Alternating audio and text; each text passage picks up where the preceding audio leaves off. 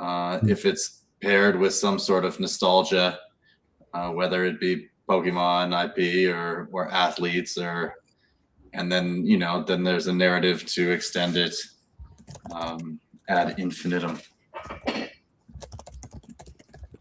I completely agree.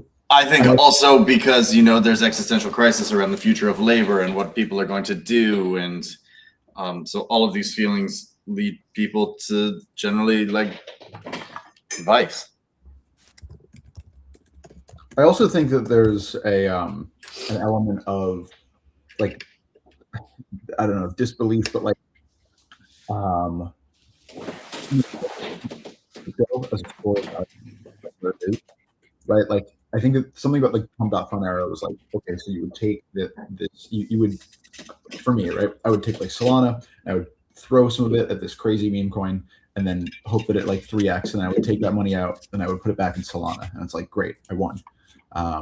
But if there's a pessimism generally about the crypto market, and it's like the price of Solana is going to keep going down, then the goal is no longer to like hold any of these assets or to even acquire more of these assets. It's like to use those assets to like make bigger bets in hopes of just being able to transfer that into like large amounts of fiat or USDC, which is basically,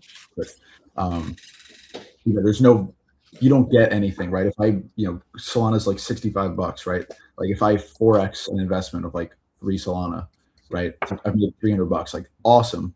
But that's not what anyone's here for. Now people want to take that $300 and put it in like the literal gotcha slot machine and see if they can make $5,000, $10,000, like rent money.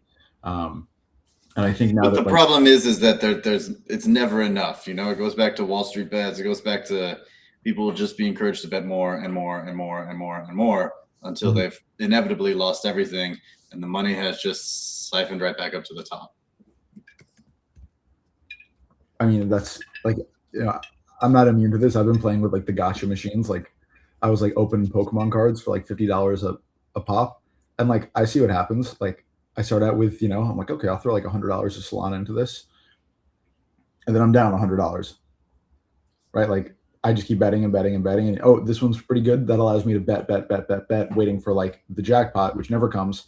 And meanwhile, somebody somewhere has taken my $100, and so it's the nature of sports betting too. It's like you don't want to bet, you don't want to bet this person's going to win.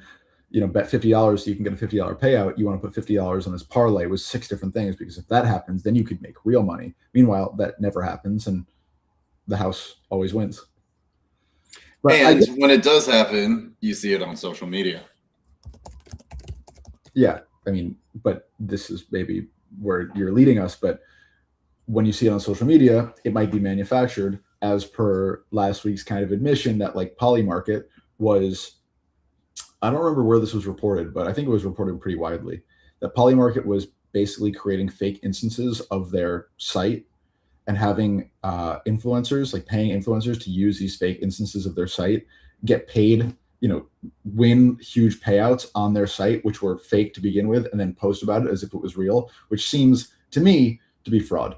But I don't know what the rules are. Like, is there an onus of legitimacy on a company like Polymarket? I mean, that seems like it was structurally intended to lie to potential users and investors. So I would say that's fraudulent. Like, I don't know. You couldn't do that without having a sense of its effects, and it's, the intention is to give people a false idea of what they're buying into. But Colburn, I imagine that's where you were leading me to with that. I mean, it happens. Yeah. Let's just keep going. It happens all the time. I think this was pioneered by the crypto casinos, who would pay kick streamers in free credits to go and spend all those credits, right? And people are watching other people gambling. It's no different than like unboxing videos, and it just sucks people in. Well, it's the threat, or it's the possibility of the big one that keeps you in, right? It's like when you go to a casino, it's the machine that just paid out the jackpot that people then flock to. So they're like, oh, this one has a jackpot potential. I don't know. I mean, first of all of this makes sense to an extent, right? This makes sense in the legacy of NFTs. It makes sense in the legacy of crypto, right? If you look at meme coins, if you go back to like minting PFPs back in 2021, 2022, like there was always the sense of like, I'm going to put this amount of money in, and if I get really lucky, it will, increase my investment, right? I'll get a rare, I'll whatever. That could lead my, $200, $300, $400 investment to become 10,000, 20,000, etc.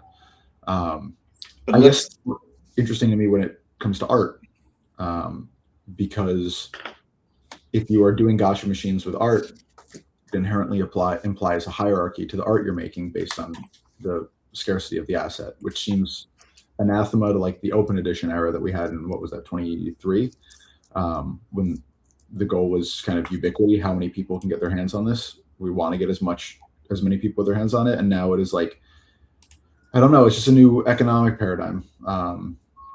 Daim, I don't know, you're the resident kind of artist here. Do you think that like using a kind of like a gotcha mechanics on one's art devalues the sum total of their art?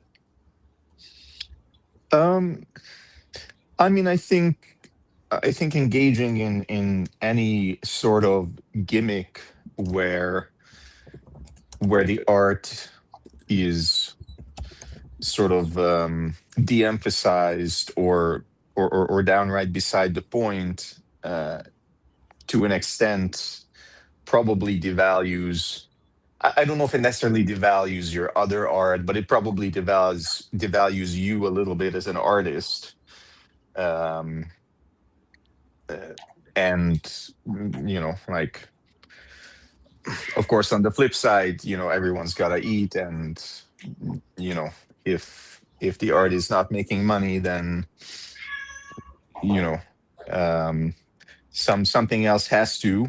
And if you can find ways to make the art make money, perhaps that's the better option for some folks out there. So I don't want to make it seem like it's a black and white situation, but yeah, I don't think it's great to try to sell art, with basically, the addiction and the hope of a big win being the main thing that's being sold. But then, of course, I say this as the first post-launch art blocks artist, so maybe maybe partly because of that, I'm trying not to throw rocks. Mm-hmm. Living in a glassy house myself. This is always a part of it. I guess it's the mechanisms, I guess, like the external mechanism was the internal mechanism, because Art Blocks was doing this and Async Art was doing this. But the blueprints that would like live generate in real time, at least, there were multiple kind of like rare versions of any given art project. I remember, what was it? Luciano Guerra was doing the Bank Runners a couple years ago. Paletti? Yeah, Paletti. Thank you. Something Italian. Luca? It was similar kind of thing, right? It was like mint one of these bank runners. There's a couple rare ones, and you're obviously hoping to get the rare ones. But I mean, that's not, again, anything new in any of these paradigms. I suppose it's just like the Lucio Paletti. Lucio Paletti. Thank you. Shout out Lucio Paletti. Something about the nostalgia aspect, I guess, or maybe, I mean, it's literally, like, no pun intended, the wrapping, but it's just a return, as it seems we go back and forth in the space to doing. It's like we're legitimizing ourselves. We're going back to gambling. We're, this art movement is, broken out of its sphere, and now it's present at Art Basel, and we're going back to gambling. I don't know, honestly, too much about what happened at Art Basel with 010 this time around. My understanding is that there were very few crypto artists involved. Only, I know William Mapan was involved. I know Una did a kind of renegade performance outside, but I don't know. I struggle to see how all these things are related, but it all kind of, I don't know, it just kind of all feels dirty. Dirty in a way which, like, having been forced kind of a little bit more outside, feels kind of cloying and sad in a way that it didn't really when I was in it. Maybe it's just because we've been down this road so many times before. I mean, I think it's it's becoming more direct, more transparent, more blatant. Like, you know, I don't know if the gotcha thing is in a deep level super different from art blocks, No, I don't but think. I will say art blocks did put in a lot of effort to try to emphasize whether genuinely or whether sort of as a marketing gimmick that this is about the art, and that if you get something super rare, then that's great, but this is all supporting the artist. And Yeah, they had the big thing about donations from each sale and so on and so forth, whereas I imagine if you're literally taking like a gambling paradigm and sort of nakedly making that the structure, like there's no feigning that this is about the art to the same extent anymore even. I mean, I think that the difference, I suppose, is that when it came to something like art blocks, right, you would purchase an artwork within a project, and like, yes, you were hoping for a rare one, but really what lifted all boats was attention in that project, right? It's like, you might have bought I don't know, a Swiggle or a Gazers from Matt Kane, and you might have gotten a rare one, but really what you were hoping for is that the project would do well, right? Yes, you'd want to have the rare one over the not rare one if your goal is purely investment, but like the rising tide would lift all boats at that point. And it seems like with a lot of the gotcha mechanics, the like worth or relative worthlessness is like baked in. That the goal is not the project and the goal is not even really the art. It's just to pull the rare one. Which I don't know. I think devalues the project as a whole. And I don't want to like impugn any artists, the ones I've seen doing this. Like I know Brian Brinkman did something with PAX. I'm not sure exactly what the context was. I know Gavin Meyer did. No, but he did. He did. I actually played with Brian's website. I Shout do, out like, Brian, not because impugning it anyone, was it was totally free, and it was just a way to see his artwork. Well, that's not. I thought it was pretty classy. Again, I am remiss to impugn Brian in any way, but I don't know. I don't necessarily know how to contextualize this any further, other than it just seems like we're back in the same cycle of like market's bad.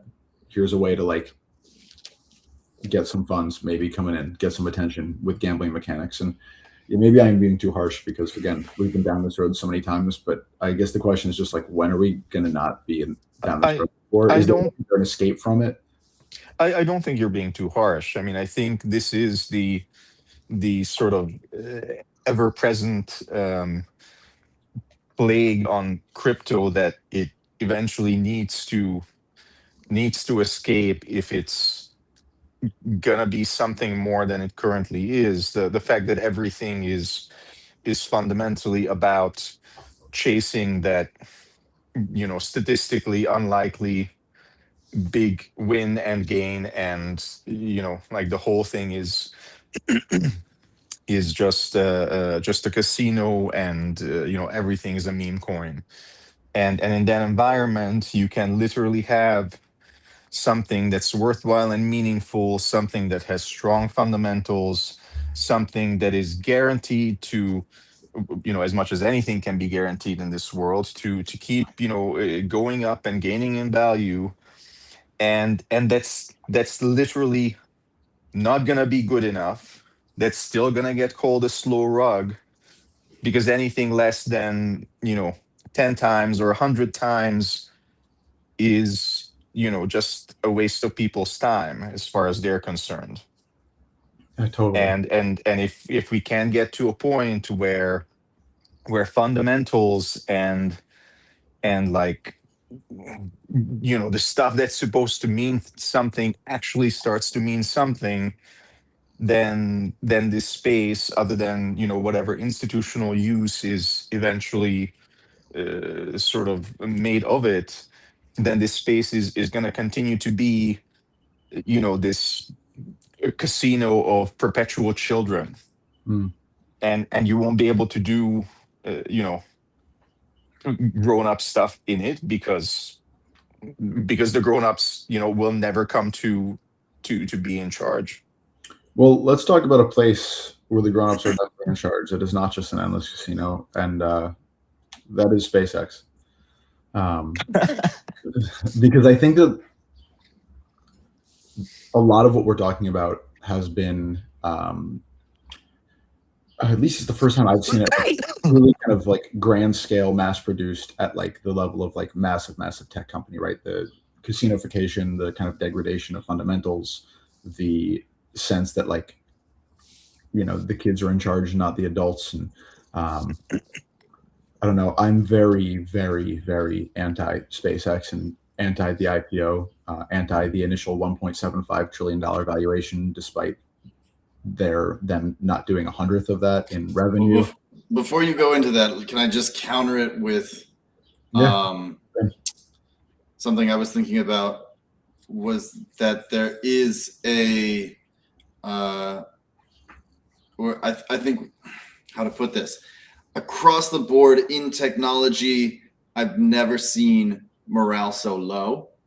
And that extends from places obviously like crypto into meta into I think there exists widespread fear, existential dread, and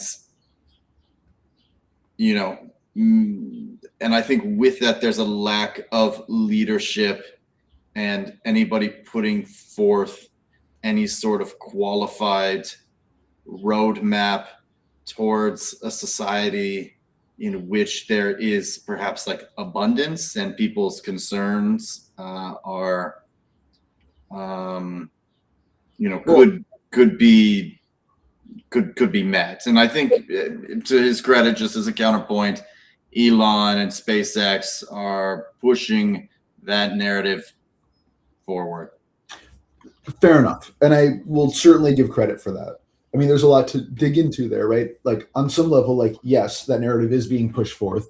On another level, like there's no amount of narrative strength that should justify 100x stock price over a company's revenue, right? That it is that fundamentally overvalued, that all of these very well thought out systems to protect retail investors that like these stock markets, especially the NASDAQ, have like had in place for 100 years are all thrown aside to like incorporate these investments, right? Like these things, the verbiage and the actions don't seem to match to me, right? This the announcement of this incredible IPO price, followed by this like mad degradation of all of the rules and all kinds of like generally agreed upon like codes of conduct. Whether you think that those are right or not, those two things do not jive to me. The verbiage is like up only, like ascendancy, abundance, etc. But the actions say like, we are another node in the casino and we can get rich off of this. And I don't know if there's enough satellites with internet that you can put up in the world. I don't know.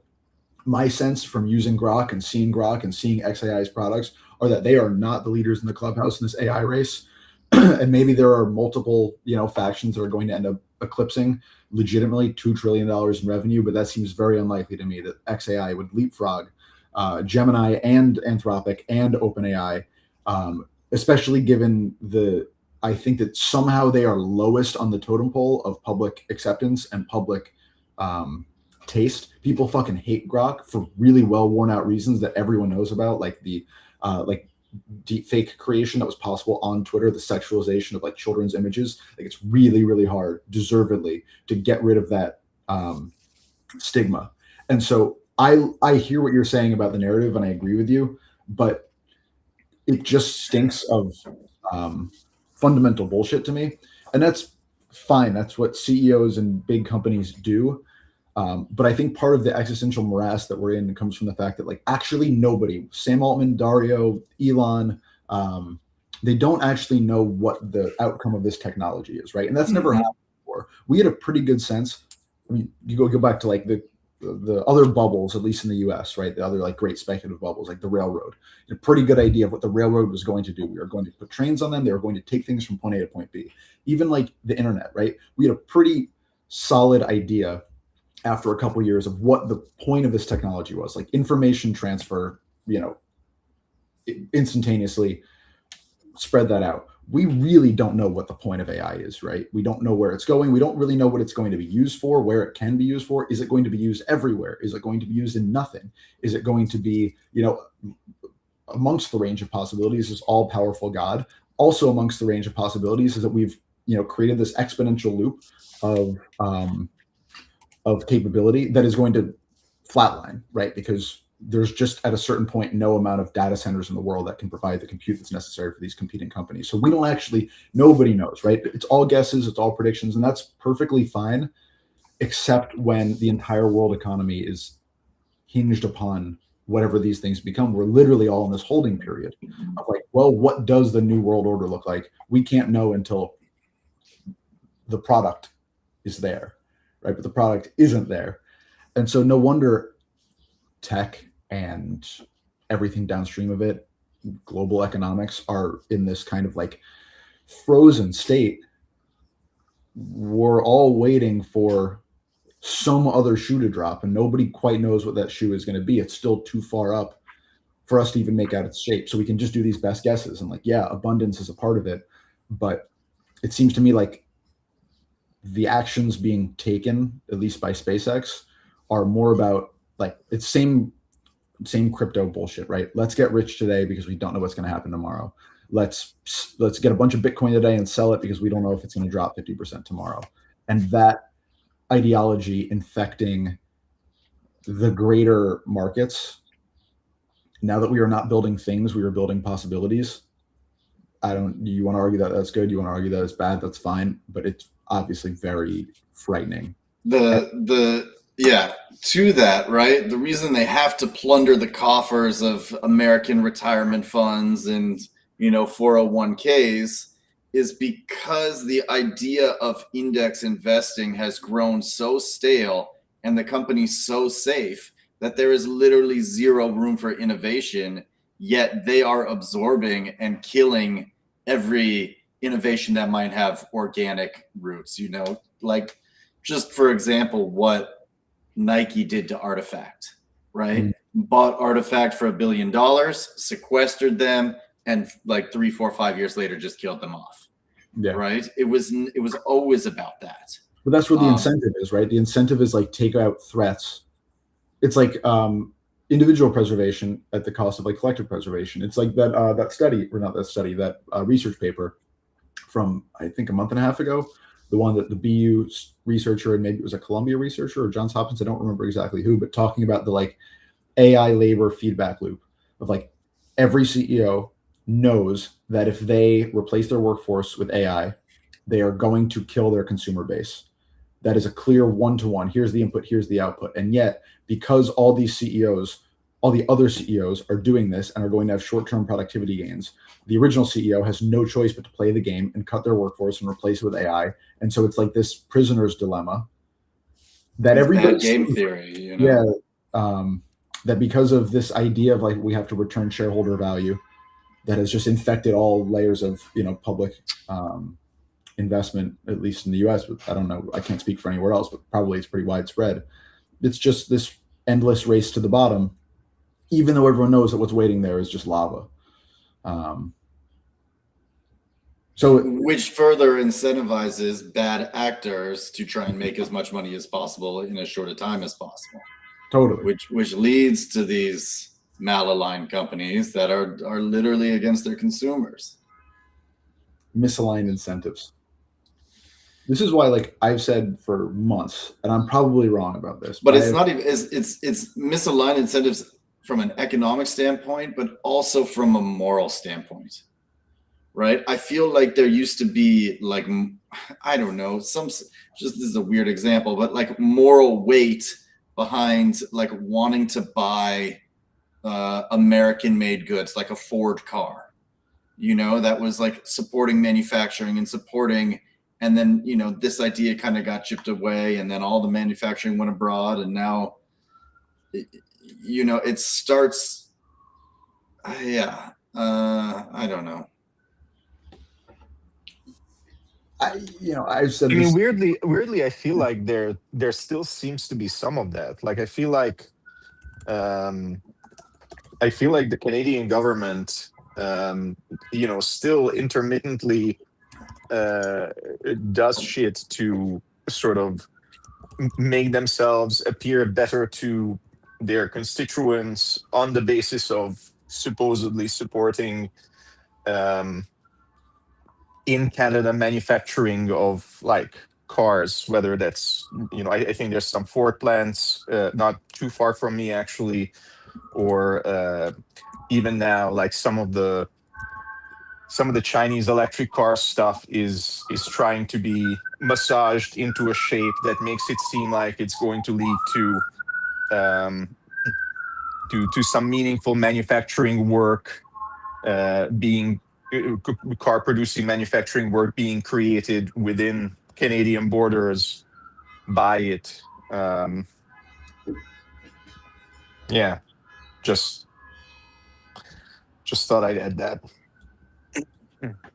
But of course, in a Canadian context, it's it's never about Canadian car companies per se. I wish I had any insight on Canadian car companies. It's hard because we're so far from that. It's abstraction. Like what is a Canadian car company, right? Like, okay, so if I don't know any Canadian car companies, so I'm gonna use Ford as an example, but like Ford has plants all over the world, right? Like they're existing in their local municipalities. Like, well, what does it mean when an American car company is producing cars at a factory that's not in America?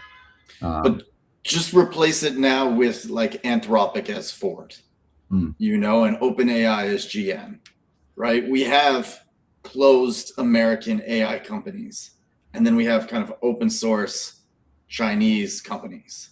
And I think the writing is really on the wall for which one is going to win. Well, it's like everyone knows that like Lucid and the other Chinese EVs are like way better, right? Anybody who goes to China and they sit in one of these cars is like, oh my God, it's a completely different experience from sitting in a Tesla, and it's a third of the price. And they're everywhere. So these are things that have remarkably high barriers to entry, right? Which is why SpaceX garners the valuation it does, because they're really the only one that can do it, right? And didn't Jeff Bezos' rocket just blow up on the platform? And now they're 2 years behind, and it's I think these are why these things garner this valuation, because they're just impossible. Fair. I just don't know if there's $2 trillion of value in the rocket business. It's like, yeah, that's true. I mean, what else are we gonna do? What other narrative is left to spin?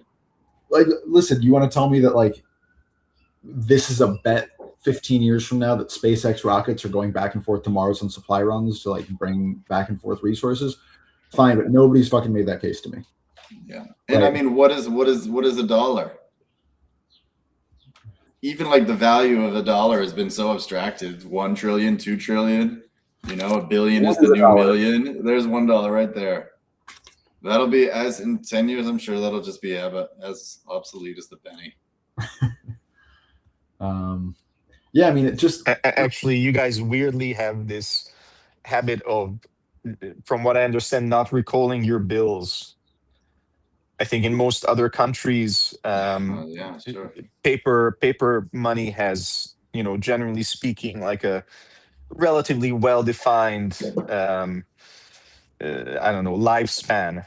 And especially when new designs come out, like the old designs very, very specifically have an intentionally kept lifespan. So, in like a Canadian or European, or I think most other contexts, there's like one design, or in, I guess, well, less with paper money, more with coins. In European context, there's probably a few designs, but yeah, with paper money generally, you are not gonna have like paper money from like 50, 60, 100 years ago still technically be valid legal tender and be in circulation as long as it doesn't physically disintegrate. I'm trying to see when this this Argentinian money was from, because it seems old. But anyways, just to prove your point, like these are both 20 Argentine pesos with very different designs and such. So, But are they both currently legal tender? oh, I have no idea. I definitely got them both in Argentina at the same time. Oh, okay. So take that what you will. Yeah, I think Canada has had its shift to polymer bills. I think quite a while ago by now, and nowadays, like when somebody gets one of the old paper money, like actual paper money bills, it tends to make it onto like Reddit as a post. Mm-hmm.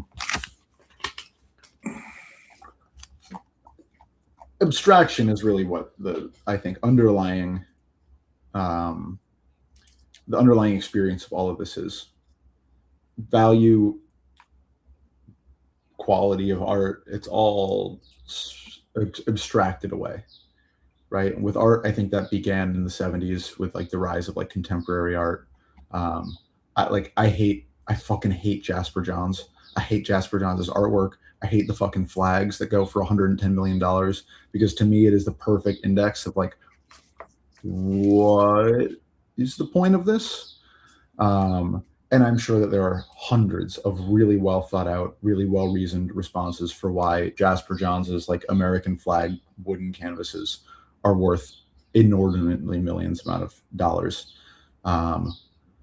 But one of the things that contemporary art did was it started to abstract away value from what it had traditionally been assigned to. And maybe that started with like the Impressionists, because before that,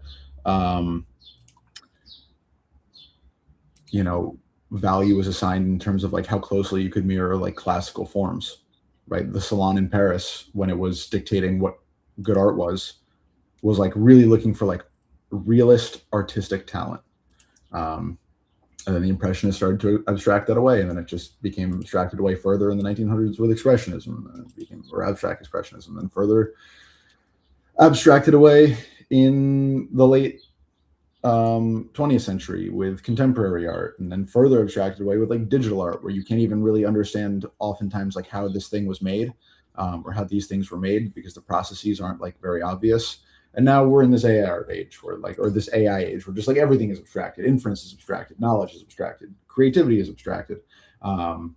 It's almost impossible to know what the source of anything is. I was talking to a guy earlier today, and he was just saying that like he's lost the ability to tell whether writing is AI generated or not. And like, I have no opinions on whether that's good or bad. I only have to say that like if you really truly no longer can trust the source of writing, then all writing, whether it's AI generated or not, becomes possibly AI generated. And that's fine. We just don't know the source anymore. We don't know which engine it was used on. We don't know for what purposes. We don't know by whom, right? Like there was a pretty good instinct 50 years ago that if you saw somebody's name on a newspaper headline, that person wrote that article. Sources of things are just gone, right? The value of SpaceX is just all abstracted away from reality. And so like the digital world, I mean, the fucking sort of social networks, right? Like you have these social schemas with their own rules, their own cultural touchstones that are just abstracted away from what is realistically around us. And so like, I don't know, I think everything's being pulled in a different direction. Everything but like our physical bodies are being abstracted. And even that to some extent, you throw peptides into a body, you throw GLP-1s into a body and it can lose 80 pounds in 2 months. So now we're abstracting away like activity, we're abstracting away health to something that you can inject or take a pill for. Not saying that that's good or bad. I'm just saying that abstraction is destabilizing, and it's almost fully ubiquitous. Sorry, that was a long, even for me, rant about nothing. No, I actually thought it landed. So I don't know what we got anymore. I don't know what is as we see it as, right? I don't know what is easily traceable. But maybe that's why people meditate so much. Why there's such a beholdence amongst all these different civilizations and all these different like people of different income classes to like meditation, because at least we know that like if I'm sitting and breathing. At least that's real. Maybe it was the only thing that was ever real. You have to ask the Buddha. I think he would say no, though.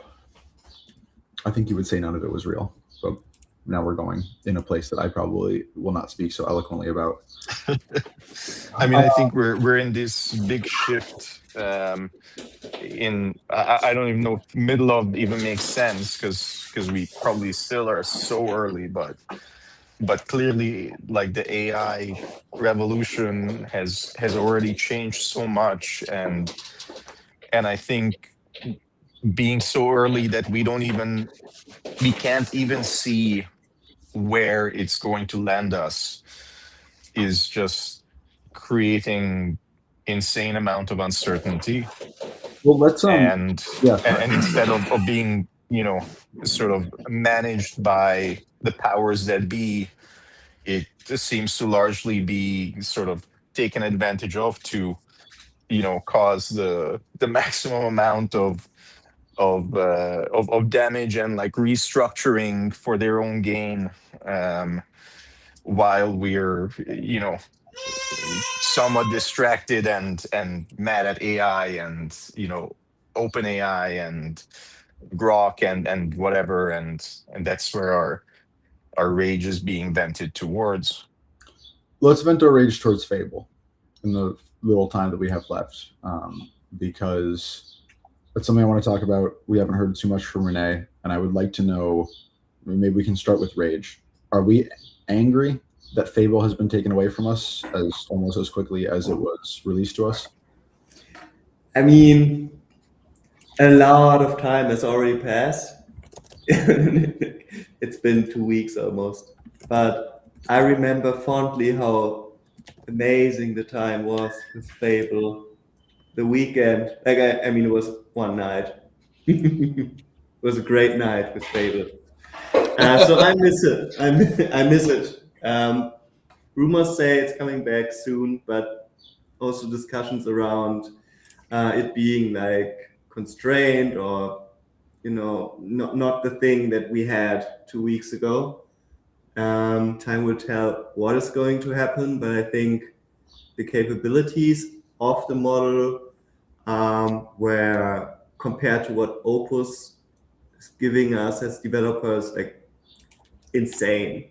Like, we wanted to build, like, let me tell you an example. We wanted to build an interface from MOCA into Hyperfy for quite some time.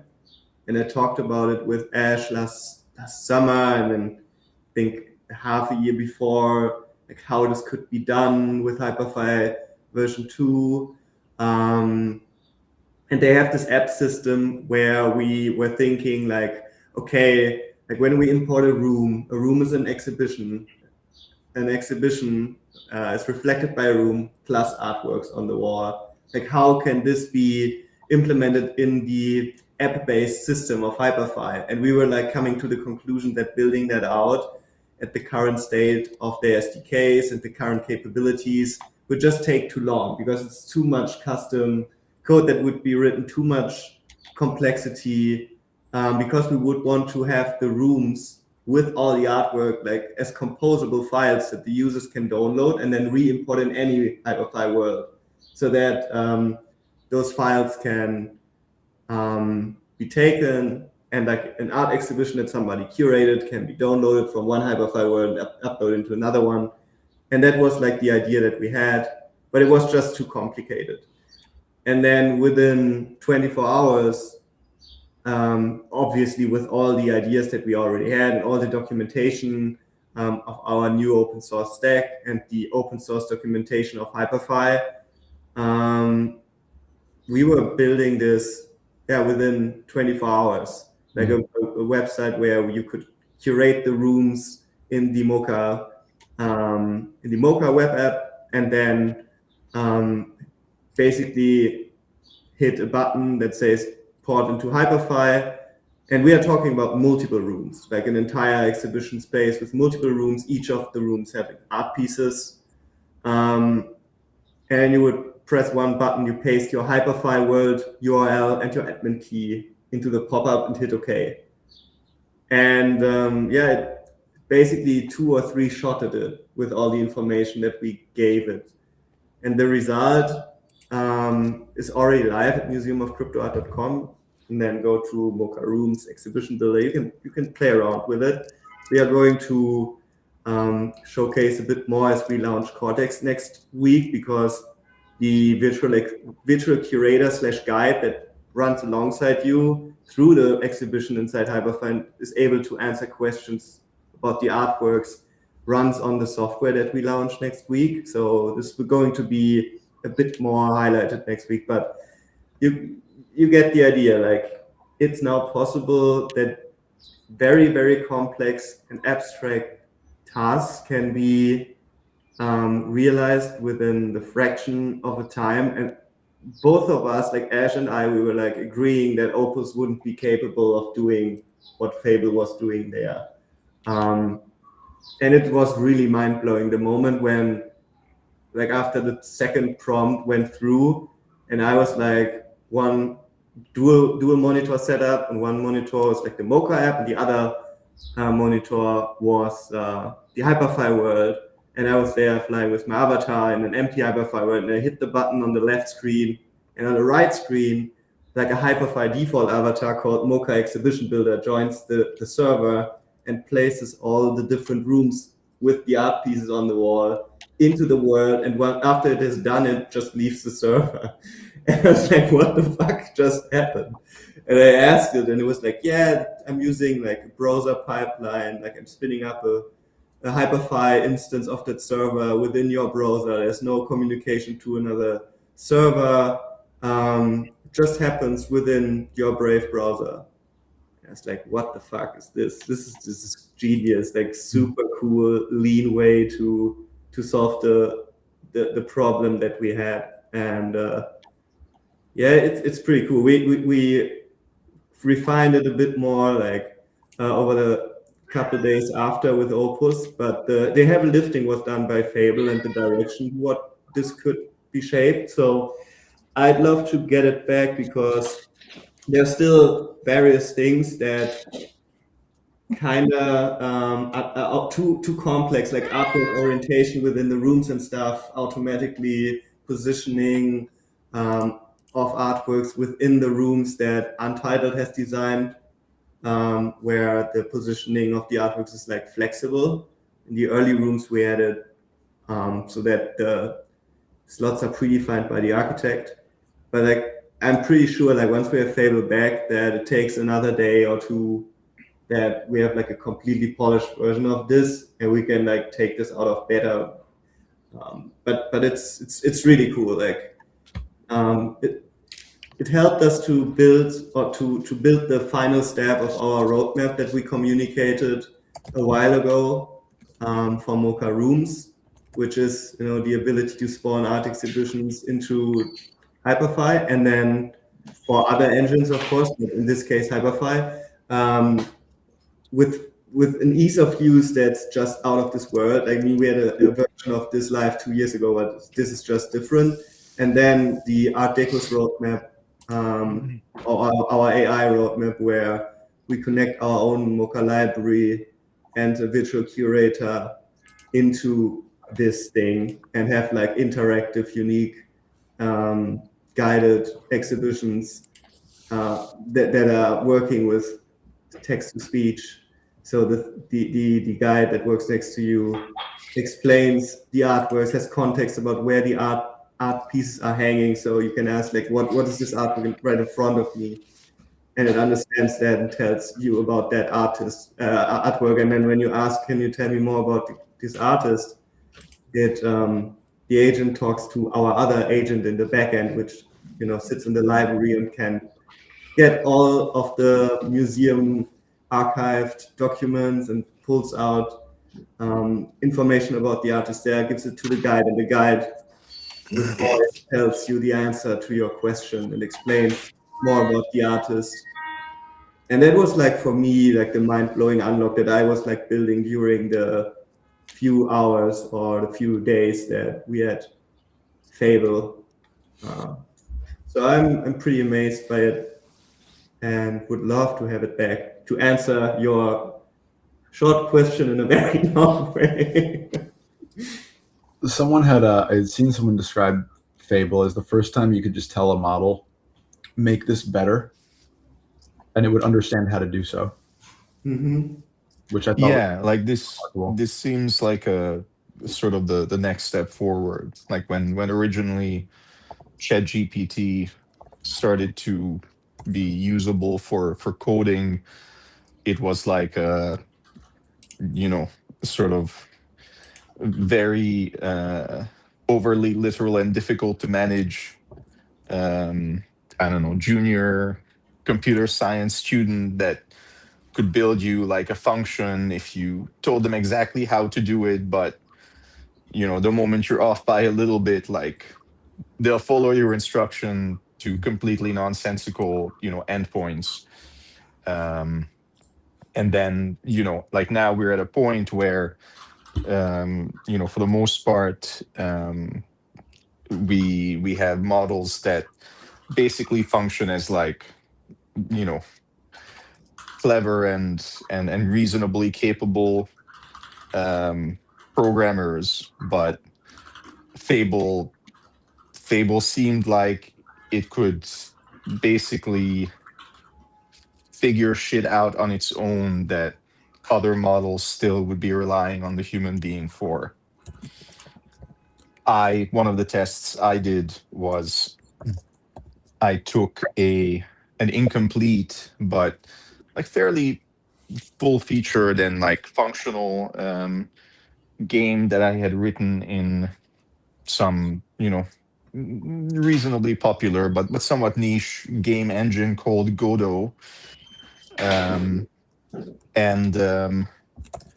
basically I just asked Fable to turn it into a JavaScript canvas based web app, and it basically worked away for, I don't know, like 15-20 minutes, and the end result was effectively a working implementation of the program in JavaScript. And like it, remarkable. The one issue I was able to find was something sort of obscure enough that I couldn't even really think of how Fable could have reasonably tested for it. But like everything in terms of UI and positioning and audio and like the timing of different somewhat autonomous elements of the game, everything worked exactly as with the original. And significantly, I should point out that this was despite the fact that like Godot wasn't even installed on the computer that this was being done on. So this wasn't like having a Python program and asking the model to translate it to C, and it can run it with Python and figure out what's happening and what it's doing and et cetera, how things work in practice. No, this was a whole bunch of source code, a whole bunch of media files, nothing installed to be able to run it or turn it into something functional or viewable. So it literally just went based on the somewhat niche a programming language that Godot uses, and it turned it into JavaScript and CSS and HTML, and again it was damn near perfect. Remarkable. Crazy. Well, Dario, we know you're watching this. We'd really like to have Fable back. And we'd like to have you stop talking shit. Yeah, because it just sounds dumb. Yeah, stop talking shit about MOCA. We hear you, and we know you hear us. Keep our name out of your mouth, Dario. I never got a chance to work with Fable because I had no good ideas for how to use it at the time. I was like, it'll be around in a couple days. So, yeah, missed out. Any last thoughts, guys, before we get out of here after another lovely town hall? Not from my end. Okay. We'll be back next week. We look forward to seeing everybody. I look forward to seeing you all. Daim, Renee, Colborne, thanks for being here. Thank you. Thanks for Archon Nair. And Valet, sorry, I can never pronounce your name, Valley Polkan. For saying that Colborne is slowly transforming into an anime character. Who would have guessed? I didn't even know that. Congratulations, Colborne, for the first time anyone on these town halls has been compared to a cartoon. What kind of anime character? That's a wide. There's a wide gambit. Yes, it's true. Like maybe like, Hopefully a good one. like the wise mentor, maybe. Oh, well, Wide occasion now. All right, cool. Well, that's great. congratulations, Colborne. May we all receive such lovely compliments in the future. So true. Goodbye, everybody. Bye, gentlemen. Until next time. Bye bye.